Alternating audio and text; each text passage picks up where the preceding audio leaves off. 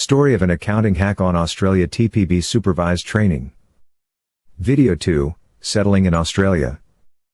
Back in the 1970s, Australia was still a young country and surprisingly, the Australian dollar was worth 10% more than the American greenback. Australia was continuing to absorb migrants as it was beginning to steer away from the White Australia policy. With a bit of luck, I was able to land on my first job in Melbourne after around 6 weeks, as the office manager of a well-established motorcycle company in Melbourne. The office headquartered in the CBD in Melbourne, with a branch office in Richmond, and the operations were employing some 20 workers. Being a small to medium-sized business, the position of the office manager had to look after all the importing, accounting, taxation, and general administration of the business. The business was the national distributor of Harley-Davidson of the States, Lavrada and Piaggio of Italy, Lambretta in India, and dealers of most Japanese motorcycles like Honda, Yamaha, and Suzuki, etc. Although I was an associate member of the UK Institute of the Chartered Secretaries and Administrators, I did not have a degree. Therefore, I enrolled at the then Victoria College, the predecessor of the Victoria University in Melbourne, to study part-time.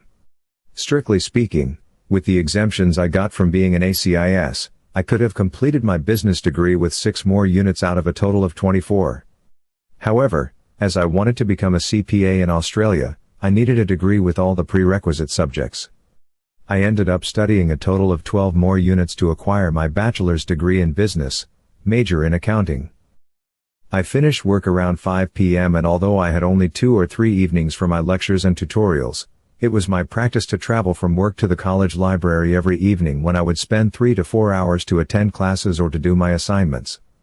It was usual that by the time when I arrived home, it would be around 9:30 to 10 p.m., a time when all members of my family would already be sleeping.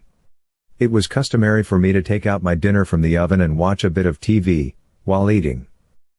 Work to me was the priority, therefore I would work overtime at the expense of my studies, so it took me 3.5 years to finish my part-time degree, which could have been completed in 1.5 years if I were to study full-time. Anyway, I managed to acquire my degree in June 1984. Then in January 1987 I became a CPA, a qualification I held for over 20 years before I gave up because I was not deriving any real benefits.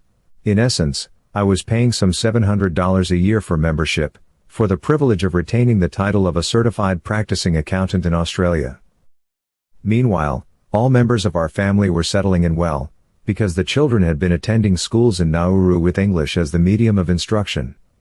Although I insisted on speaking with them in Cantonese, they took the easy way out by communicating in English, with the result that while they can speak Cantonese, they do not read Chinese, and they need to use English in explaining more complex matters.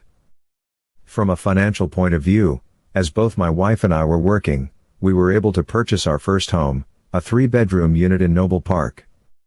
While working full-time with the motorcycle company, I also carried on working as a tax agent on a part-time basis.